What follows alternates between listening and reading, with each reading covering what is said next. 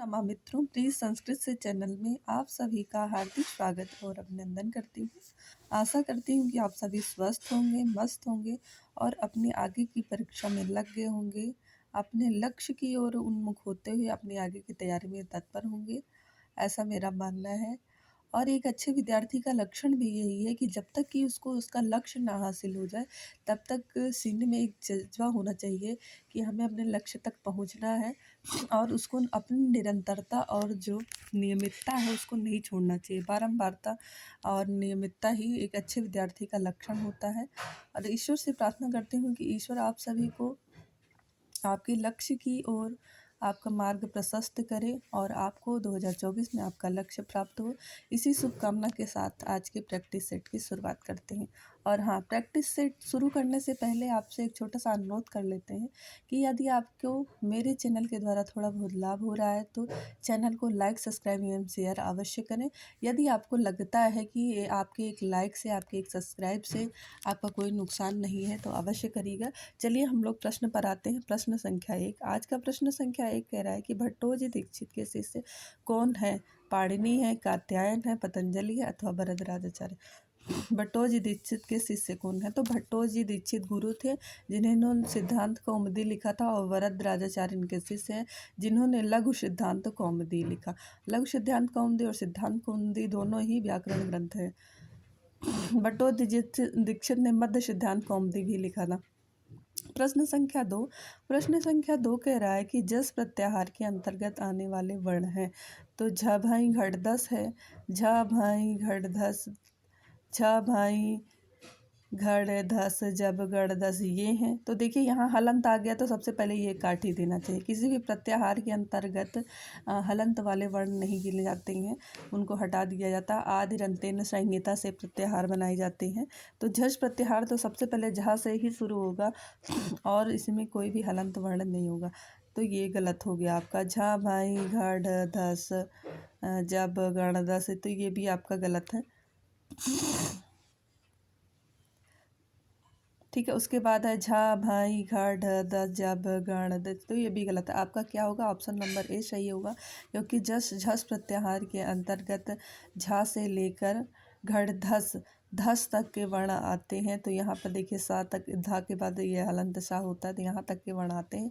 और सा क्योंकि हलंत वर्ण नहीं गिना जाता तो ये नहीं है। ऑप्शन नंबर ए आपका सही होता है। चलिए अगले प्रश्न पर आते हैं। अगर प्रत्याहार से पूछ लिया जाए यूपी टेट, एस टेट या सी टेट में ये प्रत्याहार कितने हैं तो आपके 42 हैं। अगर टीजीटी के अभ्यर्थी हैं उसमें पूछा जाता है कि प्रत्याहार की संख्या कितनी है तो उसमें 43 माना गया है। चलिए प्रश्न संख्या 3। प्रश्न संख्या 3 कह रहा है कि ओ औ का उच्चारण स्थान है। ओ औ का उच्चारण स्थान है। तो एक सूत्र है ओ दो तो कंठोष्ठ, तो ओत और औत यानी ओ और औ का जो उच्चारण स्थान है वो आपका है कंठ और ओष्ठ। ऑप्शन नंबर बी आपका सही होता है। चलिए अगले प्रश्न पर आते हैं। प्रश्न संख्या 4। प्रश्न संख्या 4 कह रहा है कि सुप्तिगंतम क्या रिक्त स्थान दिया गया है, पूर्ति करें। सुप्तिगंतम यानी सुप और तिक से अंत होने वाले शब्द को होने वालों को क्या कहते हैं? क्या पद कहते हैं, क्या वाक्य कहते हैं, सुबंत कहते हैं अथवा प्रत्यय कहते हैं? तो सुबंत तो देखिए जिसका सुप से अंत हो, लेकिन इसमें कहा गया सुप और तिग से अंत होने वाले शब्दों को क्या कहते हैं? तो उसको सुप्तिगंतम पदम पद कहते हैं। सूत्र पूरा है सुप्तिगंतम पदम। ऑप्शन नंबर बी आपका सही होता है। चलिए अगले प्रश्न पर आते हैं। प्रश्न संख्या 5। प्रश्न संख्या 5 कह रहा है कि गंगा धन उर्मी संधि होने पर बनेगा। गंगा धन उर्मी का संधि होने पर बनेगा। तो आपने गुण संधि को पढ़ा होगा कि आद गुणा, उसका सूत्र क्या है? आद गुणा, यानी कि जब आ या आ के बाद आ ई उ रील री आए तो आ धन ई बराबर ए, आ धन उ बराबर ओ, आ धन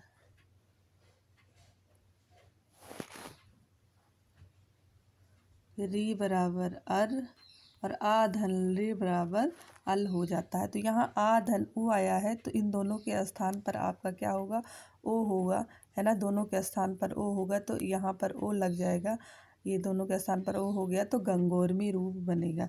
देखिए गंगोरमी कहाँ है, तो गंगोरमी आपका ऑप्शन नंबर सी में है। ऑप्शन नंबर सी सही होता है। अगर पूछा जाए कि ये कौन से संधि का संधि विच्छेद है, तो ये आपका गुण संधि का उदाहरण है और गुण संधि का सूत्र है आद गुणा। और वहीं पर गुण संज्ञा पूछा जाए, अगर गुण संज्ञा का सूत्र पूछा जाए तो अदेंग गुणा होता है। प्रश्न संख्या 6 कह रहा है कि ऋण संधि का उदाहरण है। प्रश्न संख्या 6 कह रहा है ऋण संधि का उदाहरण है लृ धन आकृति इति धन आदि शु धन आगतम उपर्युक्त सभी। तो लृ धन आकृति बराबर लाकृति होगा, लृ के स्थान पर ला हो जाता है। और ऋण संधि का सूत्र कहता है इको यणच यानी इक के स्थान पर ऋण आदेशित हो जाता है। ई उ री लृ के स्थान पर क्रमशः या रा लावा आदेश, तो लृ के स्थान पर ला आदेशित होकर लाकृति बन गया।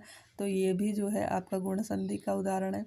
इति धन आदि इत्यादि ये भी आपका गुण संधि का उदाहरण है। सु हुआ के स्थान पर वाह हो गया तो बन गया स्वागतम, ये भी आपका गुण यण संधि का उदाहरण है। तो आपका जब तीनों यण संधि का उदाहरण है तो आपका उत्तर जो सही होगा वो ऑप्शन नंबर डी सही होगा, उपर्युक्त सभी। चलिए अगले प्रश्न पर आते हैं। प्रश्न संख्या 7 कह रहा है त्रिभुवन किस समास का उदाहरण है। त्रिभुवनम किस समास का उदाहरण है। अच्छा, त्रिभुवनम किस समास का उदाहरण, क्या द्वंद्व का है, क्या द्विगु का है, क्या व्यय भाव, क्या तत्पुरुष है। अगर यहीं पर बहुब्रीहि दिया गया होता तो आप कंफ्यूज हो जाते, लेकिन आप समझिए कि द्विगु समास अगर त्रिभुवना होता तो आपका शायद बहुब्रीहि होता, लेकिन यहाँ नपुंसक लिंग में त्रिभुवनम है तो और संख्यावाची शब्द है तो आपका जो है कौन सा समास सही होगा, द्विगु समास सही होगा, द्विगु समास। और समास पूछा जाए यूपी टेट सी टेट या स्टेट तक, ये समास की संख्या कितने भेद हैं, तो 6 भेद आप मानेंगे। 6 भेद ऑप्शन आपका सही होगा। प्रश्न संख्या 8 है आस्थाल्यम तंडुलाम पच्यति किस सूत्र का उदाहरण है। आधारो अधिकरणम आदिसिंह अस्था चतुर्थी संप्रदान या कथितम च। तो देखिए आदिसिंह अस्था से जो है आपका कर्म संज्ञा होती है, चतुर्थी विभक्ति में संप्रदान कारक होता है, अकथितम च द्वितीय विभक्ति होती है, जो अकथित जो कह दिए गए वो अकथित कहलाए। ऐसे 16 धातुएं हैं, तो ये तीनों ही नहीं है बल्कि आस्थाल्यम तंडुलाम पद्धति यानी थाली में चावल को पकाता है। यहाँ पर आधारो अधिकरणम अधिकरण कारक का भेद है। आधार और अधिकरण के 3 भेद हैं, आधार 3 होते हैं, है ना। तो आस्थाल्यम पच्यति यहाँ पर जो आपका सूत्र का उदाहरण है वो है आधारो अधिकरणम। ऑप्शन नंबर ए आपका सही हो जाता है। क्या सही होता है, ऑप्शन नंबर ए आपका सही होता है। चलिए अगले प्रश्न पर आते हैं। प्रश्न संख्या 9 और आज का आखिरी प्रश्न है अहम गृहम गच्छामि इस वाक्य को कर्मवाच्य में बदलिए। इसको कर्मवाच्य में देखो, कर्तृवाच्य से कर्मवाच्य में बदलने में इसका एक सूत्र याद कर लिए 300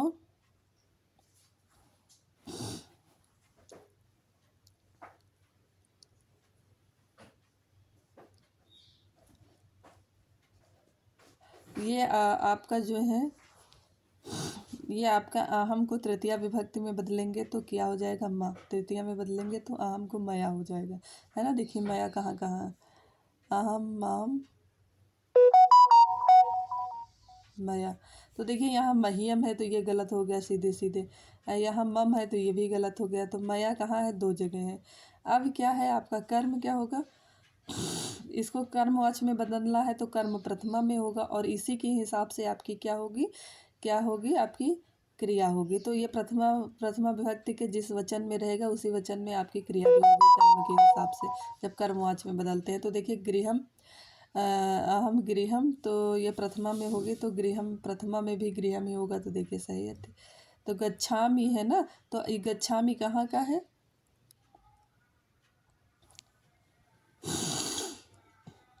गच्छामि का आपका जो है गम्यते हो जाएगा, है ना। तो अहम गृहम गम्यते, ऑप्शन नंबर बी आपका सही होगा। यहाँ पर ऑप्शन नंबर बी आपका सही होगा, अहम गृहम मया गृहम गम्यते, और इसको अहम गृहम गच्छामि को अगर कर्मवाच्य में बदलेंगे तो मया गृहम गम्यते होगा। और ये समझ लीजिए कि वाच्य परिवर्तन 3 होते हैं, कर्तृवाच्य वाच्य 3 होते हैं, कर्तृवाच्य, कर्मवाच्य और भाव। कर्तृवाच्य में कर्ता प्रधान होता है, भाववाच्य में भाव प्रधान होता है और कर्मवाच्य में कर्म प्रधान होता है। भाववाच्य में कर्म विहीन होता है। कर्तृवाच्य से भाववाच्य भी बन सकता है और कर्मवाच्य भी बन सकता है। कर्मवाच्य से कर्तृवाच्य बन सकता है लेकिन भाववाच्य नहीं बन सकता है। ठीक है। कर्तृवाच्य जो भाववाच्य, भाव नित्य प्रथमा के एक वचन में रहेगा। ठीक है। भाव का अर्थ होता है क्रिया। ठीक, अगर पूछ लिया जाए क्रिया प्रधान होती है तो क्रिया भी सही होगा ऑप्शन में। तो यहीं पर हम अपने वीडियो को समाप्त करते हैं। आशा करते हैं कि मेरे द्वारा किया जा रहा है प्रयास आप सभी के लिए लाभप्रद सिद्ध हो रहा होगा। यदि हो रहा है तो चैनल को लाइक, सब्सक्राइब एवं शेयर अवश्य करें। और फिर से मैं यही कहूँगी कि आप अपनी बारंबारता और नियमितता को बिना त्यागे अपने लक्ष्य की ओर उन्मुख होते हुए अपने लक्ष्य को प्राप्त करने में लगे रहिए। ईश्वर जरूर आपको आपका लक्ष्य प्राप्त कराएगा। इसी शुभकामना के साथ आप प्रैक्टिस सेट को समाप्त करते हैं। नमो नमः। नमः संस्कृताय।